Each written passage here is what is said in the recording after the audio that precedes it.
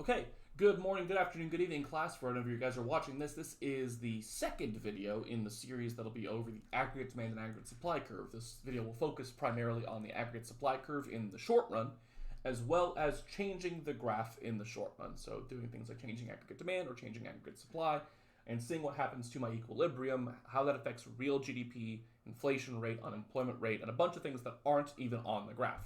That's the big thing for today, is being like, okay, so how do these lines move? And then what all changes because of it. Those are the two big things. Again, disclaimer, these videos are full lectures for my class, so they are going to be kind of beefy and long. That's on purpose. That is how long I would teach it in class, so I don't play around with it. I give them the full spiel, don't hide anything from the students, that kind of thing. If you're looking for short videos, ACDC Economics is very good. I'm trying to think of anything else that's important to get to with this. The caffeine has started to hit me now, so if I'm talking really fast and seem hyper, it's because this is all coffee, so... I'm at like this level of it now, so it's happening up here. I'm trying to think of anything else that's super major. No, that should be just about it. Okay, so the aggregate supply curve. And I mentioned the word short run, and it's in the title. That probably throws off a number of you. Let's get to that. So the aggregate supply curve. It's the supply of everything in our economy. It's the overall ability and willingness of businesses to produce all goods and services at given price levels. That was on the previous PowerPoint. But there's a weird bit. And here's the weird bit. In the long run, the aggregate supply curve is vertical. We will come back to that bullet of information and go full into that next week. It will be like an entire video for us next week. We'll be just talking about this curve. But in the short run, it is upward sloping. So let's explain like what the hell this means, because I don't like this bit and you're not going to like it either. So the short run. I need to move my head because it's blocking. There's a lot of text on this slide. This is the beefiest slide. That'll work. Okay. So the short run. The short run is what I like to refer to as the immediate future. The long run is the eventual future. So the short run technically refers to the period of time in which one input price, inputs being your resource, is fixed. So remember that input costs are the cost of the use for resources, are factors of production. That would be land, labor, capital, entrepreneurship, but primarily labor and land and capital. Firms, a lot of the time businesses will actually fix those prices for a period of time. Fix means to lock it in. They're going to lock in those prices for periods of time. The most obvious example of this is contracts for employees, where I have an annual contract that gets renewed each year, where I get paid X number for the duration of the year. Now, it's important to mention that in the real world, like in like the full like complete free market model, you would never fix that price for any period of time, because inflation can happen at any moment and can also happen kind of consistently throughout that time period. Now, I get a cost of living adjustment for the next contract in the next year, but what if the inflation happens in December, not in July, when my next contract would happen? That can kind of mess me up. So they will fix those prices for periods of time. Again, contracts, leases for like retail space, the lease lasts for a number of months or years. That locks in that price for that period of time, or mutual agreements on the price of some commodities, where they make agreements with like a supplier of a resource for them to be like, hey, we'll buy the X number of thing from you for the next 10 to 12 months, and we'll pay you this amount for it. And they're like, cool, that's a good deal, check. It's like, great, those are locking in the price.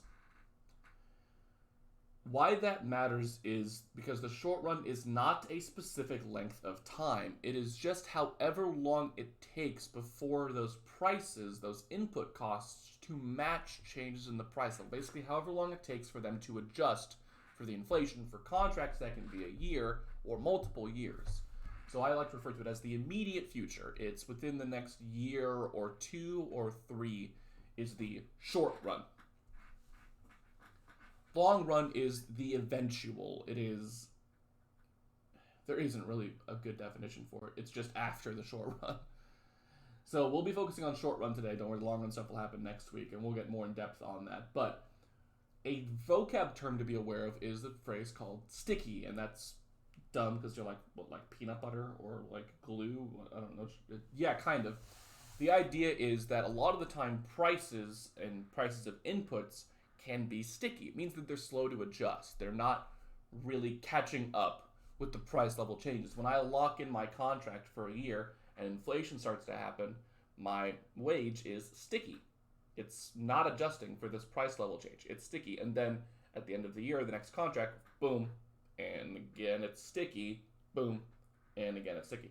If it was smooth, if it wasn't sticky, it would be doing this. It'd be matching it the whole time. There would be no, and it's literally the phrase is this, there would be no lag. The space is the lag. So, the short-run aggregate supply curve you saw in the previous PowerPoint and the previous thing looks like our normal upward sloping supply curve. Why does that happen? Well, in the short run, an overall increase in price level tends to raise the quantity of goods and services supplied. There are a few reasons for this one too. Just like with the demand one, I'm not going to go in full depth on these because frankly these don't get asked about nearly as much, and mostly because they're just weirder. There is one that is very easy to understand. So our upper supply curve, as the price level goes down, the quantity of services supplied in the short run goes down.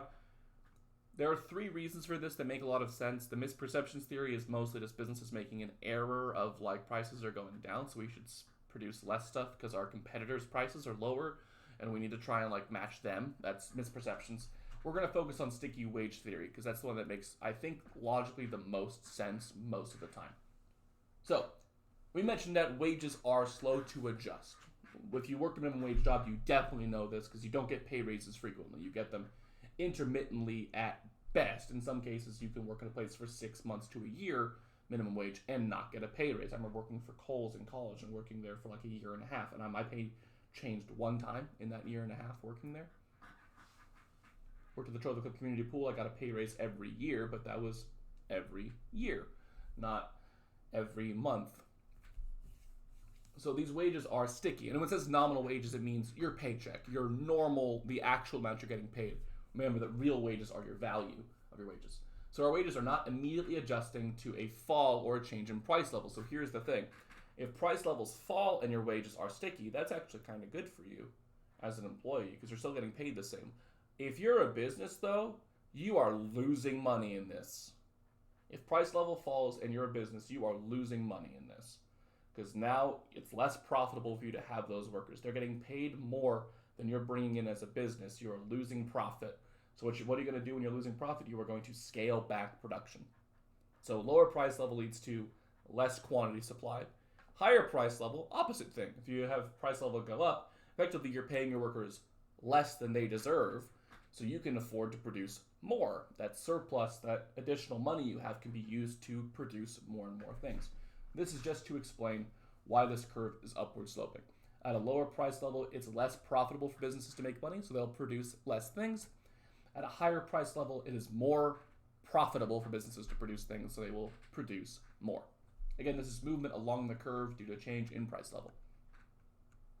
So, what causes this graph to change? I apologize for this wall of text, but oh, wow, that is super annoying that it highlighted grayed out like that. I'm going to fix that live on the screen. I don't know why I did that. Let me undo that. There we go. That's super annoying. It never showed that before. Okay. The basic idea of the SRAS curve, which I'm going to call this the short-run aggregate supply curve, because this is the short-run version of this. It's the upward sloping one. It's the short-run aggregate supply curves. That's based on all firms' combined ability and willingness to produce things. So when I'm thinking about this line, the best way I think about it is I think of it as our ability to make stuff. Things that affect that are things like labor. If you've got either better workers, you can produce more. More expensive workers, you produce less. Less available workers, think illness, COVID's a good example, you can produce less, things like that. Capital, if you have a lot more capital, that's technology, tools, machinery, you can produce more. If you have less capital, you can't produce as much. If capital is more expensive, same problem with labor, you can't produce as much. So if the cost of an input does change, that can mess you up. Human capital, remember that's your workers' knowledge and skills. If your workers become more skilled, say, the country's standard of education is better, where we do a better job of educating students, that makes them more productive workers generally, so that would help. If natural resources become more expensive or less available, that'll impact your ability to produce things. Technology can help you produce more or less stuff depending on how it works. And the last one is expected price level, you can write down those bottom two bullets because those will save you time. I have to go into a big spiel on this to explain it on the next slide, but I would write these 5 things in those bottom 2 bullets down right now, as these are your big shifters for the aggregate supply curve. For aggregate demand, it was CIGXN. It's your GDP formula. For aggregate supply, it's things that affect your ability to produce stuff. And here are good examples of that. These are almost always what gets used. And frankly, this last one doesn't show up very frequently.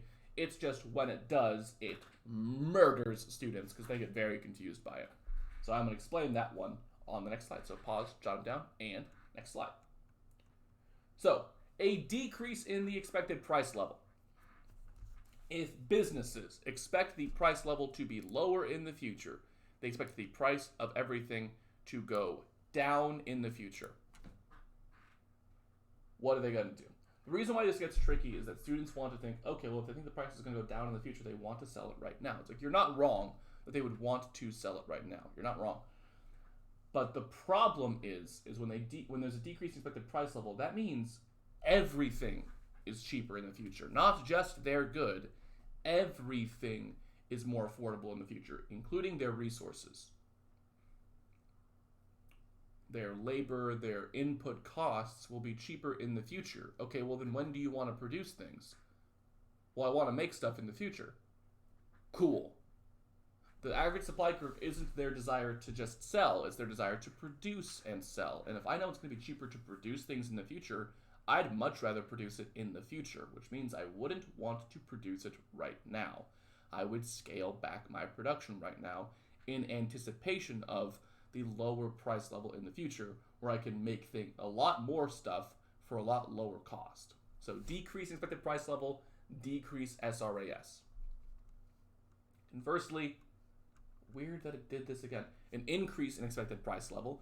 If they expect the price to go up in the future, that means it'll be more expensive to produce things in the future. I'd rather produce the hell out of it right now, and I could, honest to God, sell it in the future when the price is higher. So I'd rather scale up my production right now if I know the price level is going to be higher in the future. This is always expected changes to price level, not what the price level is happening right now. This is a future thing. So if they think the price level is going to go up in the future, they want to produce right now because it'll be more expensive to make the thing when the price level is higher. So make it right now, sell it maybe then. These are due to the changes in the cost of production. Whenever you're talking about changes to expected price level and how it affects supply, it is due to the change in the cost of production. Because price level includes the price of their resources. It's the price of everything in the economy, not just the price of the good they're selling, but the price of making that good. And for me, as a business, I actually care more about that second thing than I do about that first thing. Because the price of resources is a lot harder for them to control.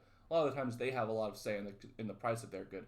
They don't always have a lot of say in the price of their resources. So when those resource prices they can predict are going to go up or down, they're going to adjust their behavior based on that a lot more. Okay, so here are some practical examples of what will happen to the SRAS curve in each of these situations. I am telling you that these are SRAS curve shifts, so please do not go down the couldn't this also change aggregate demand standpoint. A lot of the times, yes, it can. I am telling you these are SRAS shifters. These are aggregate supply shifters. Tell me what happens to aggregate supply. So pause the video, go through them all, tell me what happens to each. And we're back. Minimum wage raised to $15 an hour. Should be said $15 an hour. Okay, so you have to pay your workers more. Great. You're a business. You have to pay your workers more.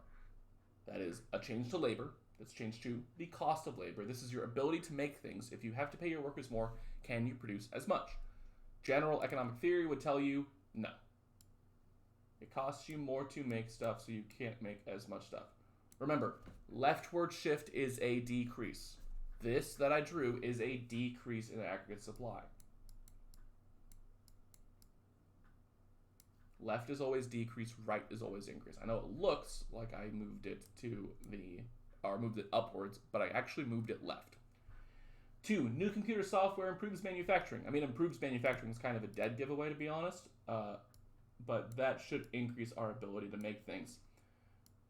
Doesn't say it's expensive, doesn't say they have to pay for it, just says they have new computer software, makes their ability to manufacture go up. Cool. Our ability to produce goes up. 3, U.S. rises to 5th in global education level. We have smarter workers. Cool, they can make better stuff. If you want to say, will smarter workers get paid more? It's like, not necessarily. One, if everyone is smarter, then collectively you can all get paid the exact same as before because your competition level is the exact same as before. That should be an increase in supply. That should be an increase in supply. U.S. depletes their oil reserves. We have a lot less oil. That's going to make oil a lot more expensive. Can't produce as much if oil is more expensive because that'll affect shipping costs. That should be a decrease in my supply. And businesses expect the price level to rise in the future. Great. When do they want to produce it? Right now. Because right now, the price of their resources is lower. It is cheaper to produce things right now. They need to produce them right now. They could always sell them in the future, but they need to produce it right now while the prices are lower when it comes to their resources. So that is an increase in aggregate supply. Now, it's important to mention, this is the SRAS curve. Normally, when you draw this graph at the end, when I show you everything in the next 2 weeks, you will be labeling this line as SRAS, or as short-run aggregate supply. For now, it's the only aggregate supply curve you know, so you can label it as aggregate supply, and I'll abbreviate it as AS. But when I'm drawing this graph for realsies, I'm labeling this as SRAS, this upward sloping line. So, equilibrium changes. Changes to this graph. So there's not as much written down on like these slides of important things that happen. I'm going to draw it on a little whiteboard I've got so that you can see everything I'm talking about when I am talking about the importance of this graph.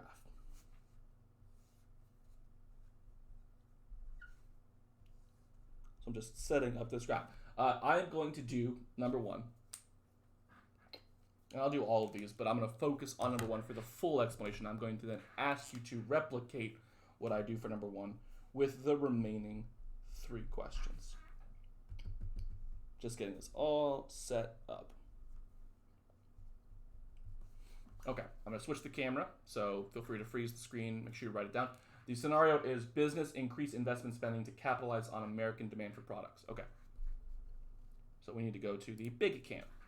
So here is my aggregate demand, aggregate supply graph. I have real GDP as my x-axis. I have price level as my y-axis. I have the SRAS, or short-run aggregate supply curve, and the aggregate demand curve. Yes, you can abbreviate those as SRAS and AD. I would not abbreviate my x or my y-axis on this because you will forget what these stand for if you abbreviate them. RGDP you might not forget, but PL you will forget. So we have this graph right here. The abbreviation for my equilibrium point here is YE because capital Y is the abbreviation for income. And that is weird, but yeah, that is what we use. And then PE up here. So the scenario is businesses increase investment spending to respond to consumers' demand for more products. Okay, first things first, got to figure out, is this a supply or a demand shifter? Look for keywords in the question. It says businesses increase investment spending. Cool. Investment spending is in which of the 2 lines? Well, aggregate supply is our overall ability to produce. Aggregate demand is our overall spending.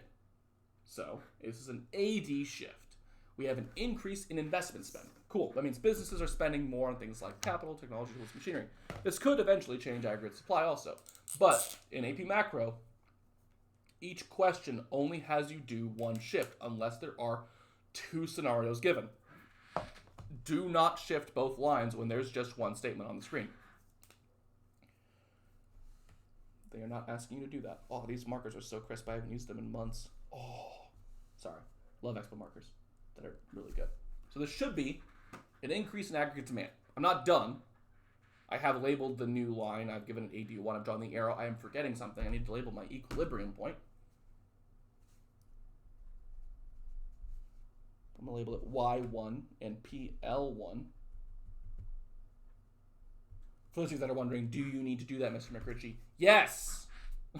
You do. The AP exam will take off points if you do not properly label your graphs. So you have to label the new line, you have to draw the arrow, and yes, you have to label their equilibriums, especially if the question tells you to. So this is what my graph should look like, but here's the interesting thing I can do with this graph. they can give me that scenario and ask me a bunch of questions. So first things they can ask me are pretty obvious. They can ask, okay, what happens to real GDP and price level as a result of this scenario? That's what the question in the thing says. What happens to real GDP and price level? Well, that's where my equilibriums come in. My real GDP is the jump from YE to Y at 1. That's an increase. More spending, GDP should go up. And price level should also go up. There we go. Because if we're spending more, prices will rise accordingly. There are two more things they can ask about that aren't on the graph. So let's see if you can figure it out. I'm going to ask you these two things. See if you can figure it out.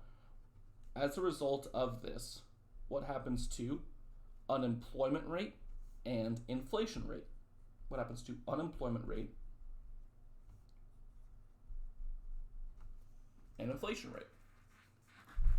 We've got real GDP goes up, we've got price level goes up. You can see that on the graph. These two things are not visible on the graph, but you can also figure those out based on the things I've told you in the previous video, as well as things I told you in the notes over inflation rate. See if you can rack your head and think about it. Okay, so what's happening to unemployment rate? This is in the last video. In the last video, I mentioned these sort of three key things that have to do with like three key facts about economic fluctuations, and one of them was output and unemployment are inversely related variables, and real GDP measures output. Oh, so if real GDP is going up, it means we're producing, selling more stuff, making more money, then unemployment should go down. Because if businesses are making more money, producing more stuff, making more money, they'll probably be hiring more workers too, right? Or at least have the capacity and ability to hire more workers, so unemployment rate should go down. There should be less unemployment. There should be more employment. Inflation rate, this is just the definition, guys. The definition of inflation is what? Think about it, go back to your notes, scour. The definition of inflation is an overall increase in price level. Hey, wait a minute. The hell did I just say had the price level? Oh, it went up. Oh, so inflation goes up too. Yeah. So all of that bottom stuff in green, I can figure out off of this graph shift. And every one of those things matters for us in the real world. Real GDP goes up. Great, because if real GDP goes down, guess what that means? We're in a recession. Price level goes up. That means everything's more expensive. Yeah, that matters. That matters a lot. Unemployment rate goes down. That's very good. We love that. Inflation rate goes up. That's not as good. I don't love that much. That's four things that are big-time economic variables, big-time things when it comes to our country that I can tell off of this graph. So what I want you to do now is to go through questions 2, 3, and 4. Draw it, label the crap out of it, tell me what happens to real GDP and price level, as well as, and I know it's on the slide, as well as unemployment rate and inflation rate. So I'm going to go back to that slide. Again, draw 2, 3, and 4. Write what happens to real GDP, price level, and unemployment rate, and inflation rate. Those four variables I want you to be able to draw. I'm going to find my eraser, and I'm going to do them with you. But draw those first. Do them. Go. Oh, there it is. Oh, God, the markers are so good that the eraser can't even deal with it. The markers are too powerful. I'm also shaking the computer screen whenever I erase on this because I have to erase vigorously.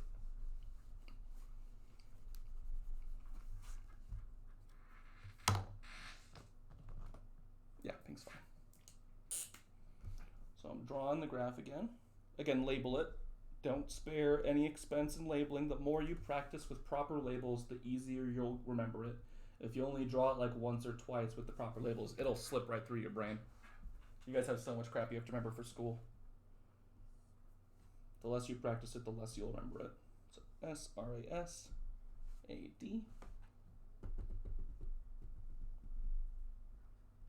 Y-E-N-P-E.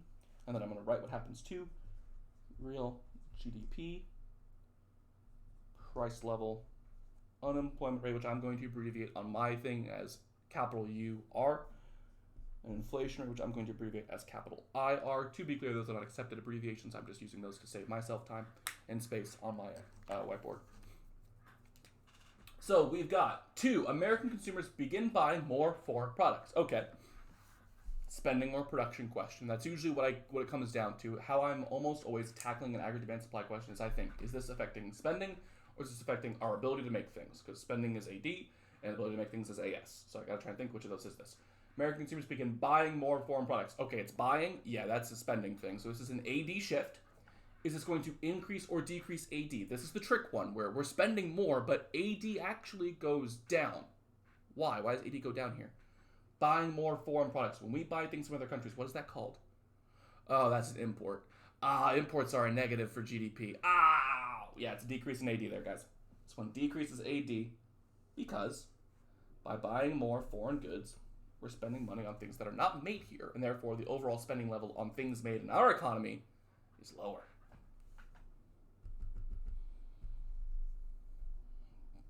So I'm drawing it, and my drawing looks worse than my last one. Don't feel super great about that, but yeah, that's pretty visible. A decrease in AD. My equilibrium point is now lower and to the left. That tells me that my real GDP is now lower than before. And my price level is also lower than before. Right? We go from there to there, so lower price level, and we go from there to there, so lower GDP. Let's look down. GDP and unemployment rate have an inverse relationship. So if GDP goes down, unemployment goes up. If we're buying more, and this logically should make sense, so we're buying more foreign goods, which means we're buying less from stuff from some companies here. Quote means businesses in America are making less money, which means they're going to lay off some workers. Some workers are going to lose their jobs. This is the whole, like, if you buy things from other countries, it takes away American jobs thing, which, yes, because that stuff could be made here. Price level goes down, so what happens to inflation rate? Well, if prices are lower, then there should be less inflation. So this is the answer to number 2. The way to think about this is that real GDP and unemployment rate are inversely related, and price level and inflation rate are positively related. When price level goes down, inflation goes down. When price level goes up, inflation goes up. When GDP goes down, unemployment goes up. When GDP goes up, unemployment goes down.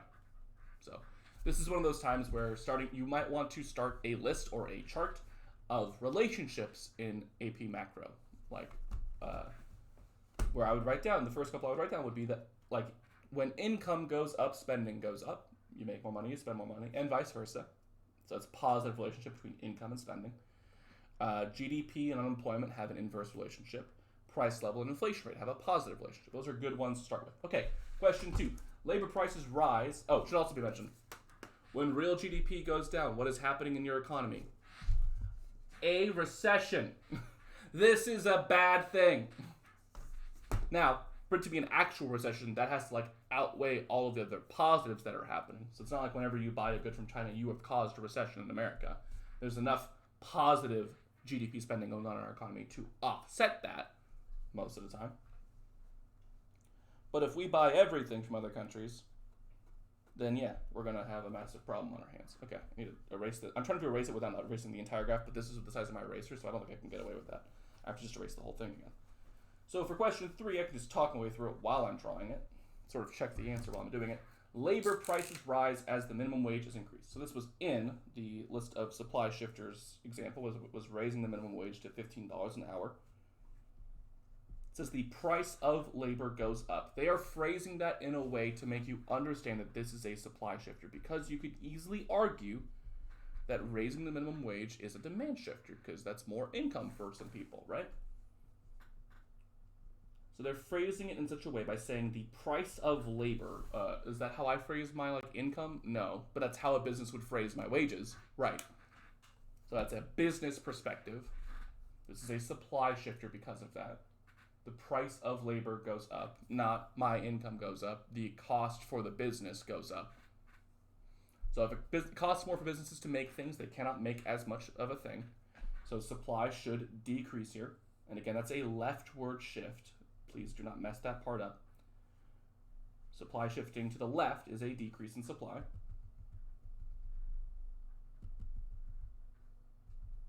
I didn't label my original equilibrium, that's on me.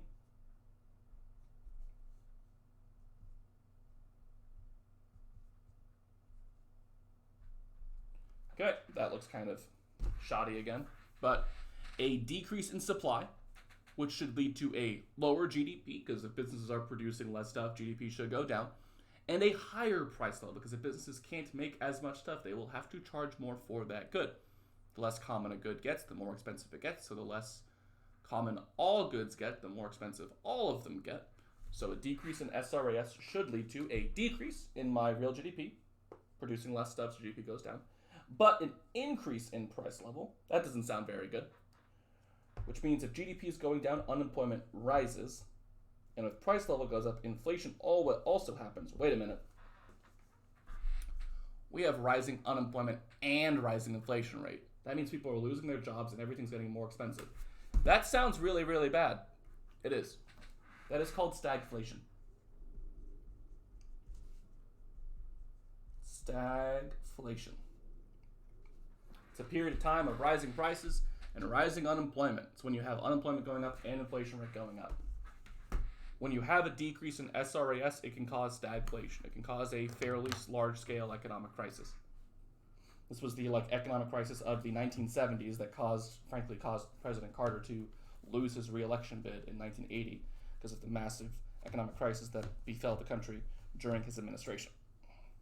It's mostly due to the oil countries in the Middle East shutting off our supply of oil, which natural oil would be a thing that affects our aggregate supply curve. That all tracks out. And then 4, businesses expect the price level to rise in the future. Okay. Businesses expect the price to go up in the future. Great. Love to see it. I think that everything's going to get more expensive in the future. So when do they want to produce things? Now or then? Well, if I think things are going to be more expensive in the future, even if I'm a business owner and one of those things is my good, I will still want to produce more now. Why? I mentioned it earlier in the video. Because the cost of production is lower right now. Price level is the price of everything, including how much it costs to make your stuff. So if it's going to cost more to make things in the future, I want to make them right frickin' now. So SRAS needs to increase.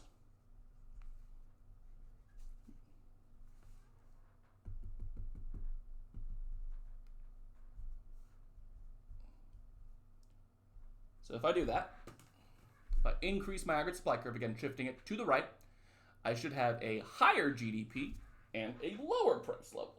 And again, I'm looking at my equilibriums for those. If you haven't caught on to that, I am looking at my equilibrium point for what happens to GDP and price level. If GDP goes up, unemployment should go down. Businesses are producing more stuff. They're going to need to hire more people to ramp up that production, right? But because they're making more stuff and we want it the exact same as before, they're actually going to have to start charging less for the thing. So price level goes down, which should cause inflation rates to decrease. Should be less inflation, possibly deflation. As they produce more and more of these goods, but we still want them the same as before, they will start to charge less and less for these goods in order to maintain sales on those products, driving inflation rate down. So this is the importance of this graph, is that I can pull 4 crazy important macroeconomic variables off of any change to this graph. So when I say this is the graph of an economy and this is the graph of economic performance, that's what I mean. Is that when I tell you scenarios in the real world, when you read a news article saying something like, hey, Texas is proposing raising the minimum wage, you should be able to think using this graph or using logic you learn off of using this graph, like, okay, minimum wage goes up, that should cause businesses to have to lay off some of their workers because they can't afford as many of them as before. They'll also start charging more for their goods. Is this a good thing? Hard to tell. So like, here's your little tangent because I think we're done on that. Yes. Here's your little brief tangent and aside on the minimum wage one because it's a good example of let's make sure that, oh, that's the wrong camera. There it is. Let's do that one. There we go. Like on that minimum wage problem where it looked like it could cause stagflation, it's important to know that in the real world, we have raised the minimum wage before. We did that back in 2009. We did it back in 1994. We did it back in 1980. We changed the minimum wage every decade or so, which is probably still not frequently enough because of inflation.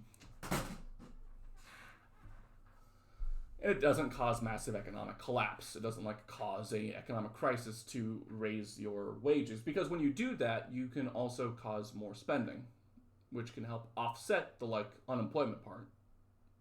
And if the businesses had the money to pay those workers in the first place, which a lot of businesses actually do based on how much they pay their CEOs and stuff, like a CEO getting a 6% bonus when his normal workers gets a 3% bonus isn't just a big percentage difference.